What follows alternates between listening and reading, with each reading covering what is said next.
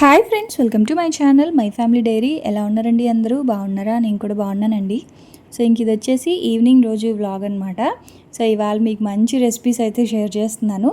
స్పగెటీ noodles తోటి egg noodles అయితే చేశాను. అసలు ఎంత బాగా వచ్చాయో, పిల్లలు అయితే భలే ఇష్టంగా తింటారు. అలాగే హాట్ చాక్లెట్ కూడా చేశాను. అయితే మీకు ఒక చిన్న విషయము, నిన్నటి వ్లాగ్ అయితే ఇందులో రాలేదు కదా. సో నేను సెకండ్ ఛానల్లో పోస్ట్ చేశాను. ఇంకా ఎవరైనా చూడకపోతే సెకండ్ ఛానల్లోకి వెళ్ళి చూడండి. ఎందుకు చెప్తున్నాను అంటే మీకు తెలియాలి కాబట్టి. ఒకరోజు ఈ ఛానల్లో, ఒకరోజు ఆ ఛానల్లో. ఇవాళ ఈ ఛానల్లో పోస్ట్ చేస్తే రేపు సెకండ్ ఛానల్లో పోస్ట్ చేస్తాను వీడియోని. సో నిన్నటి వ్లాగ్ అనేది సెకండ్ ఛానల్, అంటే ఇండియన్ మామ్ భారతి అనే ఛానల్ సెకండ్ ఛానల్ ఉంది. సో అందులో అయితే పోస్ట్ చేశాను. చూడాలి అనుకునే వాళ్ళు ఒకసారి ఆ ఛానల్ కూడా చూసేయండి. సో ఇది వచ్చేసి లక్షవారం రోజు వ్లాగు. లక్షవారం అంటే థర్స్డే, గురువారము. మొన్న ఇలాగే చెప్తే ఒకళ్ళు కాదు, 4-5 కామెంట్ పెట్టారు, లక్షవారం అంటే శుక్రవారం భారతి, థర్స్డే కాదు, గురువారం కాదు అని చెప్పి. కానీ కాదండి, వైజాగ్ సైడ్ అందరూ కూడా లక్షవారం అంటే గురువారమే, ఫ్రైడే కాదు.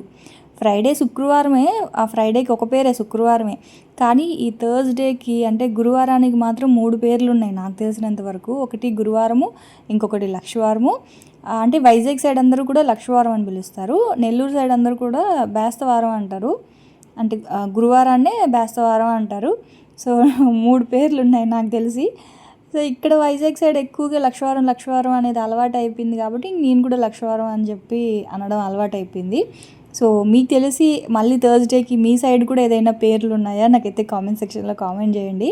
సో మిగతా అన్ని రోజులకి నార్మలే, శుక్రవారం, శనివారం, ఆదివారం, సోమ, మంగళ మామూలుగానే ఉంటుంది. ఈ ఒక్క గురువారానికి మాత్రమే నాకు తెలిసి 3 పేర్లు ఉన్నాయి. సో మీ సైడ్ ఏమంటారు అనేది చెప్పండి. సో ఇంక మీకు తెలుసు కదా, వారంలో మండే అలాగే థర్స్డే ఈ 2 రోజులు కూడా నేను ఇల్లు మొత్తం క్లీన్ చేసుకుంటాను.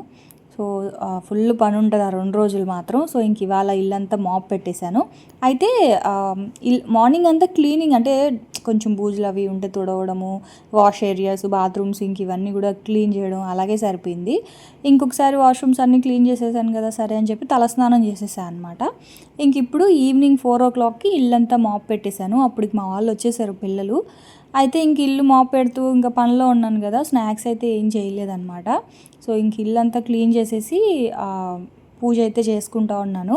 అయితే భారతి, మీరు ఏ శ్లోకం చదువుతున్నారో అవన్నీ బయటికి చదవండి అని చెప్పి, నేను లక్ష్మీ అష్టోత్తరాలు లేదు అనుకుంటే లక్ష్మీ అష్టకం చదువుకుంటానండి. ఇప్పుడు కొత్తగా నేర్చుకునేది ఏంటి అంటే కనకధార నేర్చుకున్నాను కాబట్టి కనకధార చదువుతాను. సో ఏంటి అంటే నేను చదువుతున్నప్పుడే 30 సార్లు బెల్ రింగ్ అయిందండి. నిజంగా ఎంత ఇరిటేషన్ వచ్చింది. నేనైతే ఫస్ట్ పెడదాం అనుకున్నాను సౌండ్. ఎంత అంటే ఆ టైంలో ఏంటి అంటే ఆఫీసుల నుంచి, స్కూల్స్ నుంచి అందరు వచ్చేవాళ్ళు అంతా కూడా 5:36 ఆ టైంకి అస్సలు ఖాళీ ఉండదన్నమాట. లిఫ్ట్ అనేది అలా సౌండ్ వస్తూనే ఉంటుంది. సో మీకు కూడా ఇరిటేషన్గా ఉంటుంది అని చెప్పి సౌండ్ అయితే ఆఫ్ చేశాను. సో ఇంకా పూజ అయితే చేసేసుకున్నాను. ఇంకా స్నాక్స్ అయితే ఏం చేయలేదు. లడ్డు ఉంటే, ఇంకా జామకాయ లడ్డు అవి ఉంటే అవి తినేసారనమాట ఈవినింగ్ స్నాక్ లాగాన పిల్లలైతే. ఆ తర్వాత పూజ చేసేసుకొని ఇంకా సామాన్లు ఇవన్నీ కూడా పిల్లలవి లంచ్ బాక్సులవి అంటే అవన్నీ కూడా తీసేసి ఇంకా డిష్ వాషర్లో పెట్టేశాను అనమాట. మీరు అసలు డిష్ వాషర్ ఎన్ని రౌండ్లు వేస్తారు భారతి అని చెప్పారు ఒక రోజుకి. నేను ఇదివరకు అయితే ఒకటే వేసేదాన్ని అండి, ఒక రౌండే వేసేదాన్ని ఏదో ఒకటి, అయితే మార్నింగ్ లేకపోతే ఈవినింగ్ ఎప్పుడైనా సరే ఒక రౌండ్ వేసేదాన్ని. కానీ ఇప్పుడు అసలు అలా కాదు, ఎక్కువసేపు నేను గిన్నెలు కడగలేకపోతున్నాను. అందుకని ఏం చేస్తానంటే 2 రౌండ్ల 3 రౌండ్లు కూడా వేస్తాను ఒక్కొక్కసారి. అయితే అయిందిలే అని చెప్పేసి ఇప్పుడు ఏంటి అంటే లంచ్ బాక్సుల వరకు పెట్టేశాను కదా, ఇంకా కొంచెం ప్లేస్ ఉంది ప్లేట్స్కి వాటికి. సో ఇప్పుడు డిన్నర్ అయిపోయిన తర్వాత ప్లేట్స్ వస్తాయి కదా, సో అవి కూడా కలిపి పెట్టేద్దాంలే అని చెప్పేసి ప్రస్తుతానికి లంచ్ బాక్సులు అవన్నీ కూడా లోపల పెట్టేశాను అనమాట. లోడ్ చేసి పెట్టేశాను. ఇంకా షింక్లో ఏంటి అంటే టీ గిన్నెలు అవి మాత్రం తప్పదండి, మనం చేత్తో కడగాల్సిందే. డిష్ వాషర్లో అస్సలు క్లీన్ అవ్వవు టీ గిన్నెలు, పాల గిన్నెలు మాత్రం.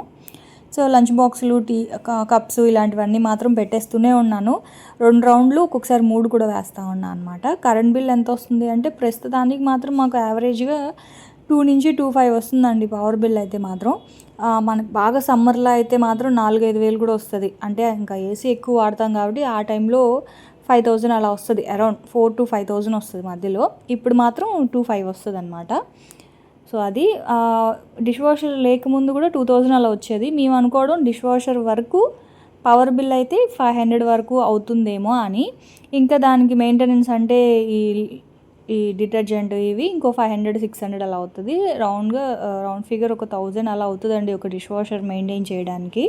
సో చాలామంది అడుగుతున్నారు, అందుకే చెప్తున్నా. సో ఇంక ఇక్కడేమో దోసకైతే పప్పు అయితే వేసేసాను గ్రైండర్లో. ఇది ఎప్పుడు చెప్పేలాగానే మామూలుగా అయితే 3 గ్లాసులు బియ్యానికి 1 గ్లాస్ మినపప్పు వేస్తా. డబుల్ హార్స్ మినపగుళ్ళు బాగా ఒదుగొస్తున్నాయి. అందుకని చెప్పి 4 గ్లాసుల బియ్యానికి 1 గ్లాసు మినపప్పు, అలాగే ఒక పావు గ్లాసు శనగపప్పు అయితే నానబెట్టి, కొంచెం మెంతులు అయితే నానబెట్టి అవైతే గ్రైండర్కి వేసేసాను. ఆ తర్వాత ఇంకా హాట్ చాక్లెట్ యాక్చువల్గా ఈవినింగ్ చెయ్యాలి. ఇది పిల్లలకి ఇస్తానని చెప్పి మాట ఇచ్చాను. కాకపోతే ఇంకా పూజ క్లీనింగ్లో ఉన్నానని చెప్పేసి హాట్ చాక్లెట్ చేయలేదు. నూడిల్స్ చేసి తర్వాత వేడిగా తాగుదురులేరా అని చెప్పాను అనమాట. సో హాట్ చాక్లెట్ అంటే ఏం లేదు, చాలా సింపులే. ఫస్ట్ అయితే పాలని 1/2 లీటర్ పాలని 1 గ్లాస్ వాటర్ అయితే వేస్తున్నాను. ఈ గ్లాస్ వాటర్ కూడా మంచిగా ఇంకిపోవాలండి. అంతసేపు మరగబెడతాను నేను పాలు, ఎందుకంటే అస్సలు పాల వాసనే రాకుండా మరగబెడతాను అనమాట. సో పాలైతే ఫస్ట్ స్టవ్ మీద పెట్టేశాను, అది బాగా మరగాలి. తర్వాత అందులో ఏం వేస్తానో చెప్తాను.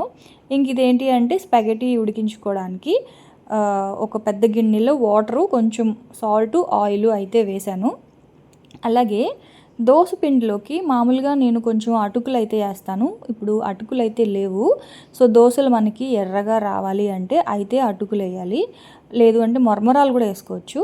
లేదు అనుకుంటే ఇలాగా మనం రుబ్బే పిండిలో నుంచి ఒక 4 గ్లాసులు, అదే 4 గరిట్లు, 4 గ్లాసులు బియ్యం తీసుకున్నాను కదా. సో 4 గ్లాసుల బియ్యానికి ఇలా 4 గరిట్లు, చిన్న గరిట్లు అవి పిండి తీసుకొని ఇలా వాటర్లో మిక్స్ చేసేసి మరుగుతూ ఉన్న నీళ్ళల్లో వేసేసి మనం సెర్లాక్ లాగా కలుపుకున్నాం అనుకోండి.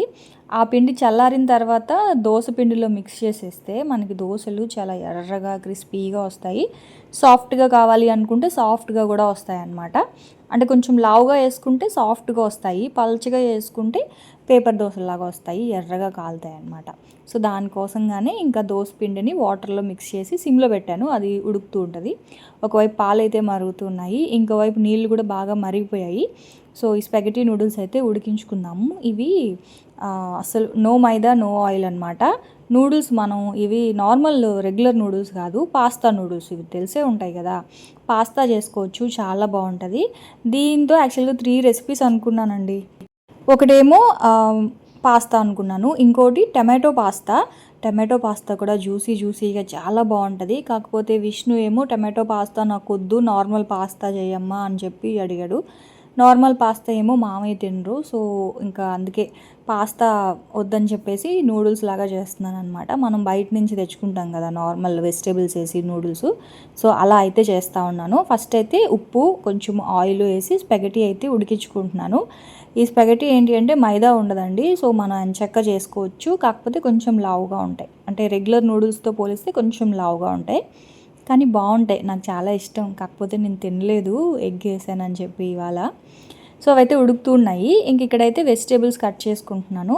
చాపర్లో వేసేయచ్చు, అన్నీ కలిపి చాపర్లో వేస్తే ఒక్క పల్స్ ఇస్తే చాలు మంచిగా చాప్ అయిపోతాయి. కాకపోతే ఏంటంటే నేను చాపింగ్ మర్చిపోతున్నానండి. ఇది వరకు ఫాస్ట్గా చాప్ చేసేదాన్ని, ఇప్పుడు కొంచెం స్లోగా అయిపోతున్నాను. సో మళ్ళీ మర్చిపోకూడదు, అసలు చాలా కష్టపడి నేర్చుకున్నాను చాపింగ్, అందుకని చెప్పేసి ఇంక మళ్ళీ చాప్ చేసుకుంటున్నాను. ఇక్కడ ఏంటి అంటే వెల్లుల్లిపాయలు ఒక 20 వరకు వెల్లుల్లిపాయలు తీసుకున్నానండి. వెల్లుల్లిపాయలే మంచి ఫ్లేవర్ వస్తుంది అనమాట ఈ నూడిల్స్కి. అలాగే కొంచెం క్యాబేజ్, అలాగే ఒక 2 పచ్చిమిరపకాయలు, కొంచెం క్యారెట్ తీసుకున్నాను. మీ దగ్గర ఫ్రెంచ్ బీన్స్ ఉన్నా వేసుకోవచ్చు, కాలీఫ్లవర్, ఇంకా వెజిటేబుల్స్ తెలుసు కదా, ఫ్రైడ్ రైస్లో ఏవైనా వేసుకోవచ్చు, స్వీట్ కార్న్, మష్రూమ్ ఇట్లాగా. సో నేను మాత్రం ఓన్లీ క్యాబేజు, క్యారెట్, పచ్చిమిర్చి, ఒక 20 వరకు వెల్లుల్లిపాయలు అయితే తీసుకున్నాను అనమాట. సో అవన్నీ కట్ చేసుకున్నాను, బాగా సన్నవిగా చాప్ చేసుకోవాలి. ఈ లోపల గ్రైండర్ అయితే తిరుగుతూ ఉంది. ఇంకా అదేంటి నూడిల్స్ అయితే కొంచెం ఎక్కువ టైం పడుతుంది అనమాట అవి ఉడకడానికి. మామూలుగా కూడా స్పాగెటీ నూడిల్స్ కానీ మామూలు పాస్తా కానీ కొంచెం ఉడకడానికి అయితే టైం పడుతుంది. సో అవైతే ఉడుకుతూ ఉన్నాయి. ఇంక ఈ లోపల ఇది చల్లారిపోయింది, ఇదిగోండి. ఇప్పుడు దీన్ని ఇలా గ్రైండర్లో వేసేయడమే అనమాట. ఇది వేయడం వల్ల మనకి సాఫ్ట్గా దోశలు చాలా బాగుస్తాయి. ఇది మీకు చాలాసార్లే చెప్పాను, మళ్ళీ కొత్త వాళ్ళు ఎవరైనా ఉంటారు కదా, సో వాళ్ళకు కూడా ఉపయోగపడుతుంది అని చెప్పి చెప్తున్నాను. కావాలంటే మీరు టెస్ట్ చేసి చూడండి. ఇది వేయకుండా చేసిన దోశలు తెల్లగా ఉంటాయి. ఇవి వేసి చేసిన దోశలు బాగా ఎర్రగా క్రిస్పీగా వస్తాయన్నమాట. బాగుంటుంది. సో ఇంకా అదైతే వేసేసాను గ్రైండర్లో. ఇంకా ఆల్మోస్ట్ అయిపోవచ్చింది. కొంచెం తిరిగిన తర్వాత ఆఫ్ చేసుకోవడమే అనమాట. ఇంక ఈ లోపల ఇదిగోండి నూడిల్స్ చూసారా ఇలా ఉడికింది. మామూలుగా మనకి చేతితో పట్టుకొని చూస్తే సాఫ్ట్గా తెలుస్తుంది కదా.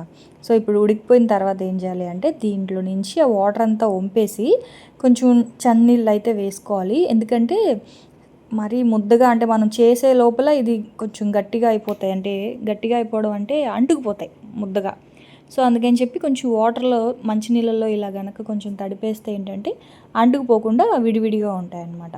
సో నూడిల్స్ అన్నిటినీ కూడా ఇలా స్ట్రైనర్లో వేసి పక్కన పెట్టేసుకున్నాను. సో నూడిల్స్ కానీ ఫ్రైడ్ రైస్ కానీ తెలుసు కదా, కొంచెం పెద్ద కడాయి ఉంటేనే బాగుంటుంది. సో అందుకని కొంచెం ఇది పెట్టేశాను అనమాట. అయితే కడాయి అయితే స్టవ్ మీద పెట్టి సిమ్లో పెట్టాను. ఇంక ఈ లోపల పాలైతే బాగా మరిగిపోయాయి. హాట్ చాక్లెట్ అయితే చేస్తున్నాను. అసలు నిజంగా ఈ హాట్ చాక్లెట్తో గనక ఒక చిన్న కేక్ కానీ బ్రెడ్ కానీ ఇలాంటివి ఉంటే అసలు ఎంత బాగుంటుందో చెప్తాను. సో అది ఏమంటారు ఆ కాంబినేషన్ కూడా చెప్తాను. ఫస్ట్ అయితే మాత్రం 1/2 లీటర్ పాలకి ఇక్కడ నేను ఒక 3 స్పూన్స్ వరకు కోకో పౌడర్ తీసుకున్నాను. ఇది క్యాడ్బెరీ వాళ్ళది, మంచి స్మెల్ వస్తుందండి. అయితే ఇప్పుడు అందులో నేను 3 spoons cocoa powder, 2 spoons cornflour తీసుకున్నాను. 2 స్పూన్సే కోకో పౌడరే ఎక్కువ ఉండాలి. సో 2 స్పూన్స్ కార్న్ఫ్లోర్ తీసుకొని అందులో ఒక 5 డ్రాప్స్ వెనిలా ఎసెన్స్ అయితే వేసుకున్నాను. ఇప్పుడు దీన్ని కొంచెం కొంచెం వాటర్ వేసుకొని ఎక్కడ ఉండలు లేకుండా ఇలా కలిపేసుకోవాలన్నమాట. కలిపేసుకొని దీన్ని పాలల్లో మిక్స్ చేసేస్తే హాట్ చాక్లెట్ రెడీ. మీకు మీ స్వీట్ని బట్టి షుగర్ అయితే వేసుకోవాలి. అయితే దీన్ని మీరు వేడివేడిగా తాగుతారా, లేదు చల్లగా ఫ్రిడ్జ్లో పెట్టుకొని పైన కొంచెం ఐస్ క్రీమ్ వేసుకొని ఏమంటారు మిల్క్ షేక్ లాగా తాగుతారా, మీ ఇష్టం అనమాట. అయితే ఇలా వేడివేడిగా నేను యాక్చువల్గా అనుకుంది ఏంటి అంటే ఇలా వేడివేడిగా హాట్ చాక్లెట్ చేసుకొని కేక్ కూడా చేద్దాం అనుకున్నాను. కాకపోతే ఇవాళ అస్సలు కుదరలేదు. డార్క్ చాక్లెట్ కేక్ కానీ ఏదైనా కేక్, మామూలు ప్లెయిన్ కేక్ అయినా పర్వాలేదు, ఆ వెనీలా కేక్ ఉంటుంది కదా. సో ఏదైనా కేక్ పెట్టుకొని దాని మీద వేడివేడిగా ఈ హాట్ చాక్లెట్ వేసేసి చల్లగా అయినా పర్వాలేదు, మీ ఇష్టం. మీకు మంచి డెజర్ట్ తినాలి అనుకుంటే ఫ్రిడ్జ్లో పెట్టుకోండి. ఇది బాగా చిల్ అయిన తర్వాత కేక్ మీద వేసుకొని తినండి. పైన ఒక స్కూప్ ఐస్ క్రీమ్ పెట్టుకొని చాలా బాగుంటుంది. అలాగే వేడిగా తిన్నా కూడా చాలా బాగుంటుంది. సో ఇంకా అంటే కేక్ అయితే ఇంక నేను తెప్పించలేకపోయాను. పాపం మా వారు అలసిపోయి వచ్చారు. మళ్ళీ చెప్తే బ్లింకిట్లో ఏమో ఆ కేక్స్ లేవు.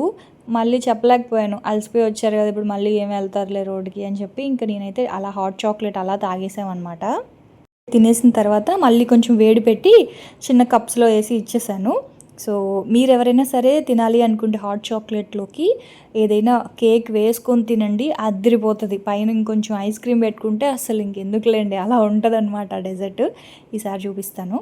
సో ఇంక ఇక్కడేమో ఎగ్ నూడిల్స్ కదా, సో దానికోసం కడాయిలో కొంచెం ఆయిల్ వేసుకొని ఫస్ట్ అయితే ఎగ్ కట్ చేసి వేసుకోవాలి. అయితే ఎగ్ని ఏంటంటే మరీ చిన్న చిన్నవిగా కాకుండా కొంచెం పెద్ద పెద్ద ముక్కల్లాగా ఉండేలాగా కట్ చేసుకోవాలన్నమాట. సో ఎగ్ అంతా ఆమ్లెట్ లాగా అయిపోయిన తర్వాత నేనైతే ఇలా కట్ చేసుకొని పక్కకు పెట్టేసుకున్నాను మొత్తం. ఆ తర్వాత ఆ సైడ్ కొంచెం గార్లిక్ కిందాక వెల్లుల్లిపాయ మనం చాప్ చేసుకున్నాం కదా, సో వెల్లుల్లిపాయి అలాగే కట్ చేసి పెట్టుకున్న వెజిటేబుల్స్ హై ఫ్లేమ్లోనే ఫ్రై చేసుకోవాలండి, సిమ్లో కాదు. ఎప్పుడైనా సరే మనం హై ఫ్లేమ్లో చేస్తే ఏంటి అంటే దాంట్లో ఉన్న మాయిశ్చర్ అనేది త్వరగా పోతుంది. మనం సిమ్లో పెట్టి ఫ్రై చేసుకుంటే ఏంటి అంటే వెజిటేబుల్స్లో నుంచి వాటర్ వచ్చేసి అంటే ఏమంటారు మెత్తబడిపోతాయి. కానీ మనకి హై ఫ్లేమ్లో ఫ్రై చేస్తే ఒకలా ఉంటుంది టేస్ట్, సిమ్లో పెట్టి ఫ్రై చేస్తే ఒకలా ఉంటుంది టేస్ట్. కాబట్టి హై ఫ్లేమ్లోనే ఫ్రై చేసుకోవాలన్నమాట. అప్పుడే నీచు వాసన లేకుండా ఉంటుంది, ప్లస్ ఆ వెజిటేబుల్స్లో నుంచి వాటర్ కూడా రాకుండా ఉంటుంది. ఆ తర్వాత వెజిటేబుల్స్ ఎగ్ మంచిగా ఫ్రై చేసుకున్న తర్వాత ఉడికించి పెట్టుకున్న స్పాగెటీ నూడిల్స్ అయితే వేసేసాను. సో నూడిల్స్ వేసేసిన తర్వాత ఏంటి అంటే ఫస్ట్ మంచిగా ఇలా ఆయిల్లో కలిపేయాలి. ఎందుకంటే మనం పక్కన పెట్టుకున్నాం కదా నూడిల్స్, సో వెంటనే కనుక మనం ఆయిల్లో ఇలా కలిపామనుకోండి ఆ నూడిల్స్కి ఆయిల్ అంతా కొంచెం మంచిగా పట్టుకొని విడివిడిగా విడిపోతాయి. అలా కాకుండా అలాగే ఉంచేసారనుకోండి ఉప్పు కారాలు అన్నీ వేసేస్తే దానికి అంటుకోవు. కాబట్టి ఫస్ట్ నూడిల్స్ వేసిన తర్వాత ఒకసారి ఆయిల్లో మంచిగా కలపాలి. కలిపిన తర్వాతనే ఉప్పు కారాలు వేయాలన్నమాట. సో ఇప్పుడు ఏంటి అంటే కలిపేసిన తర్వాత కొంచెం మీరు తినే కారాన్ని బట్టి కారం, నేనైతే 1/2 స్పూన్ కారము, 1/2 స్పూను ధనియా పౌడరు, కొంచెం గరం మసాలా, అలాగే ఒక 1/4 స్పూన్ వరకు మిరియాల పొడి, సోయా సాస్, ఇవన్నీ వేసేసుకొని ఇలా మంచిగా ఇలా కలిపేసుకోవాలండి. ఒక గరిటెతో కలపడానికి అవ్వట్లేదు. అది కాకుండా ఈ స్పాగెటీ నూడిల్స్ కొంచెం వెయిట్ ఉంటాయన్నమాట. అంటే నార్మల్ నూడిల్స్ ఏంటి అంటే వెంటనే మనం ఎలా పడితే అలా కలిపితే ఏమవుతాయంటే మ్యాష్ అయిపోతాయి, ఉప్మాలాగా అయిపోతాయి మామూలు నూడిల్స్. కానీ ఇవి అలా కాదు, మనం ఎంత కలిపినా సరే అలాగే ఉంటాయి. ఎందుకంటే ఇవి కొంచెం లావుగా ఉంటాయి కాబట్టి ఏమంటారు, విరగవు, అంత ఈజీగా విరిగిపోవు. ఇంకోటి కొంచెం కలపడం కొంచెం కష్టమే, బరువు ఉంటాయన్నమాట ఈ నూడిల్స్. సో ఫస్ట్ అయితే కొంచెం మంటను తగ్గించి ఉప్పు కారాలు అవన్నీ కూడా ఆ నూడిల్స్కి పట్టేలాగా కలుపుకోండి. అది బాగా ఒక్కసారి ఉప్పు కారాలు అన్నీ కూడా నూడిల్స్కి కలిసిపోయింది అనుకున్న తర్వాత అప్పుడు హై ఫ్లేమ్లో పెట్టి ఫాస్ట్గా కలిపేసేయండి అనమాట. అంటే మనం కుక్ చేసేటప్పుడు దాంట్లో నుంచి వాటర్ రాకూడదు. సో హై ఫ్లేమ్లో ఫ్రై చేస్తే ఏంటి అంటే మనకి ఆ స్మోకీ ఫ్లేవర్ కూడా వచ్చి బాగుంటాయి నూడిల్స్ కానీ ఫ్రైడ్ రైస్ కానీ. సో అంతే, మనకి బయట నుంచి తెచ్చినట్టు ఉండాలి అంటే అలా హై ఫ్లేమ్లో ఫ్రై చేయాలన్నమాట. మీకు అంత ఫాస్ట్గా ఫ్రై చేయలేకపోతున్నాము, ఆ స్మోకీ ఫ్లేవర్ రావట్లేదు అనుకున్నారనుకోండి, అప్పుడు ఏం చేస్తారంటే ఒక చిన్న బొగ్గుని స్టవ్ మీద కాల్చి నూడిల్స్లో కానీ ఫ్రైడ్ రైస్లో కానీ ఒక చిన్న ప్లేట్ పెట్టేసి దాంట్లో బొగ్గు పెట్టి కాల్చిన బొగ్గుని పైన కొంచెం ఆయిల్ వేసి మూత పెట్టేశారనుకోండి, ఆ స్మోకీ ఫ్లేవర్ అంతా కూడా ఫ్రైడ్ రైస్కి నూడిల్స్కి పట్టుకొని చాలా బాగుంటుంది.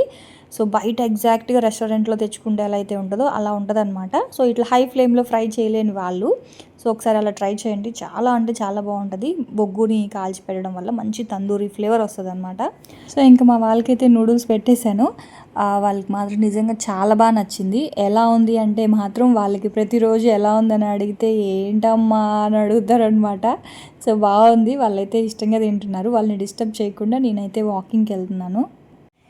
హాయ్ అండి. సో మా వాళ్ళకైతే పెట్టేశాను, డిన్నర్ అయిపోయింది, వాకింగ్కి వెళ్తా ఉన్నా. 8:30కి తోడొకరు దొరికారు. సో తోడుంటే ఏంటంటే కొంచెం మాట్లాడుతూ అలా తిరుగుతాం కదా, ఒక్కదాన్నే వాకింగ్కి వెళ్ళాలి అంటే కొంచెం భయము బద్ధకము రెండు. మా వారిని బతిమలాడుతూ ఉండాలి.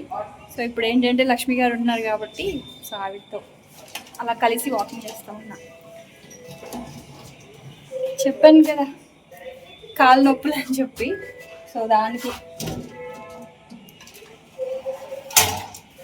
ఈ లిఫ్ట్ సౌండ్ రావట్లేదండి. మా ఇంటి పక్కన ఉన్న లిఫ్ట్ ఎంత పెద్దగా అరుస్తుందో మీకు కూడా అర్థమై ఉంటుంది కదా. ఇటువైపు ఉన్న లిఫ్ట్ అసలు సౌండే రావట్లేదు, ఏంటో మా లిఫ్ట్ మాత్రం ఇంత పెద్ద నోరు వేసుకొని అరుస్తూ ఉంది. ఎంత చిరాకు వస్తుందో నాకైతే. అంటే లైవ్ సౌండ్స్ రికార్డ్ చేద్దాం అనుకుంటే ఆ సౌండే ఎక్కువ వినిపిస్తూ ఉంది. సరే అండి, ఇదే కిందికి వెళ్ళేసి వాకింగ్ చేసేసి తర్వాత పైకి వద్దాం. ఇంకా వాకింగ్కి వెళ్ళేసి వచ్చేసాను. సో వాకింగ్కి వెళ్ళి వచ్చిన తర్వాత కొంతసేపు కూర్చొని హాట్ చాక్లెట్ అయితే తాగాను అనమాట, మళ్ళీ వేడి పెట్టుకొని. సో అది తాగేసిన తర్వాత ఇంకా దోసపిండి ఉంది కదా, సో అదైతే తీయాలి. ఎంత చిరాకు వస్తుందో నాకు ఈ గ్రైండర్ కడగాలంటే, ఇది తీయాలి అంటే. మెయిన్గా ఒక రాయి అనుకోండి తీసేయచ్చు నీట్గా, ఇవి 3 రాళ్ళు కదా, తీయాలంటే అసలు సరిగా రానే రాదు. కానీ చాలా బాగా తిరుగుతుందండి 3 రాళ్ళు గ్రైండరు, ఎంత బాగా తిరుగుతుందో.